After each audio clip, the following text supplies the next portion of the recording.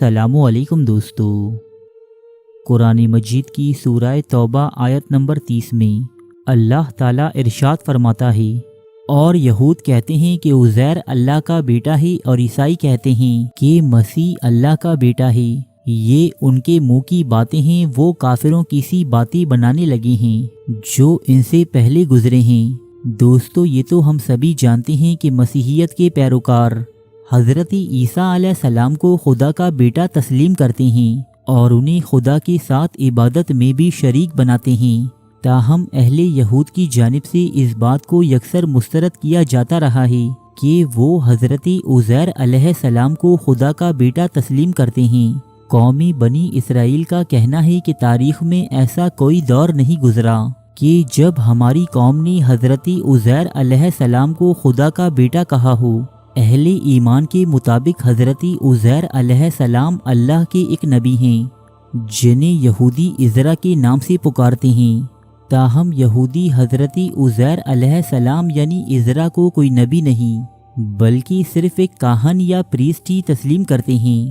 حضرت عزیر علیہ السلام کا واقعہ کچھ یوں بیان کیا جاتا ہے کہ بادشاہ بختی نصر کے ہاتھوں بیت المقدس کی تباہی کے بعد آپ پر اللہ تعالیٰ نے تقریباً 100 سال تک نیند کا غلبہ طاری رکھا، اور جب قوم یہود بابل کی قید سے آزاد ہو کر دوبارہ یروشلم میں آ کر آباد ہونے لگی تو ان کے پاس توریت کا کوئی بھی نسخہ باقی نہ رہا تھا۔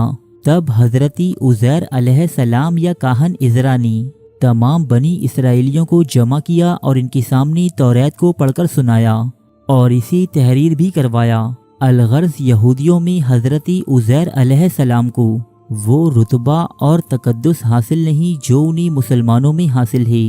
قرآن مجید میں بیان ہوئی اس آیت کو یعنی یہود کہتے ہیں کہ عزیر اللہ کا بیٹا ہے، یہودی اپنے آپ پر ایک بے بنیاد الزام قرار دیتے ہیں اور وہ اسے قرآن کی ایک تاریخی غلطی خیال کرتے ہیں۔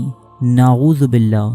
تاریخ میں گزرے بہت سے مفسرین اور علماء نے اس آیت کی مختلف توجیحات پیش کی ہیں، لیکن کوئی بھی قرآن مجید میں بیان ہوئے اس راز کو نہ پا سکا۔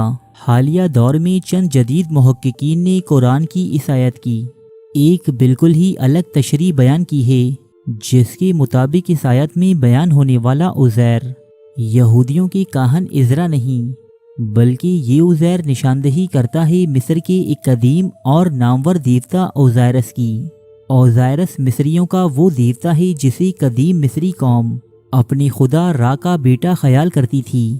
مصری ہیروگلافی کے ماہرین کے مطابق اس دیوتا کا اصل نام اوزیر ہی ہے، جس میں آئیس کا اضافہ یونانی زبان میں جانے کے بعد ہوا ہے۔ قدیم مصری روایات کے مطابق اوزائرس یا اوزیر ہی مصر کا سب سے پہلا فرعون تھا جس نے اس خطے کو ترقی اور دوام بخشا۔ اوزائرس کو خوراک، زراعت اور دریائے نیل کو بہانے والا دیوتا بھی کہا جاتا ہے۔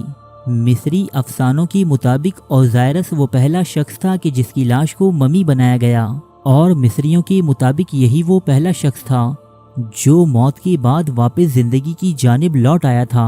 اوزائرس نے اپنے باپ یعنی سورج کے دیوتا را کی سلطنت کو بامی عروج پر پہنچایا۔ یہ مصریوں کا اہم ترین دیوتا تھا جسے وہ اپنے خدا اور سورج کے دیوتا را کا بیٹا تسلیم کرتی تھی۔ تاریخی لحاظ سے قوم بنی اسرائیل اور قدیم مصریوں کا آپس میں انتہائی گہرا تعلق ہے، کیونکہ حضرت یوسف علیہ السلام کے دور عروج کے بعد یہ قوم کم و بیش 400 سالوں تک مصریوں اور ان کے فرعین کی غلامی میں جکڑی رہی تھی۔ ایک طویل عرصہ مصریوں کے ساتھ گزارنے کے باعث قوم بنی اسرائیل میں وہ تمام برائیاں اور گمراہیاں سرایت کر چکی تھیں جو اس وقت کے مصریوں کا خاصہ تھیں۔ اس بات کی نشاندہی قرآن مجید کی اس آیت سے ہوتی ہے، اور ہم نے بنی اسرائیل کو دریا سے پار اتارا تو وہ ایک ایسی قوم پر پہنچے جو اپنے بتوں کو پوجنے میں لگے ہوئے تھے۔ کہا، اے موسیٰ، ہمیں بھی ایک ایسا معبود بنا دے جیسے ان کے معبود ہیں۔ فرمایا، بے شک تم جاہل ہو، بے شک وہ چیز تباہ ہونے والی ہے یہ لوگ جس میں لگے ہوئے ہیں، اور غلط ہے جو وہ کر رہے ہیں۔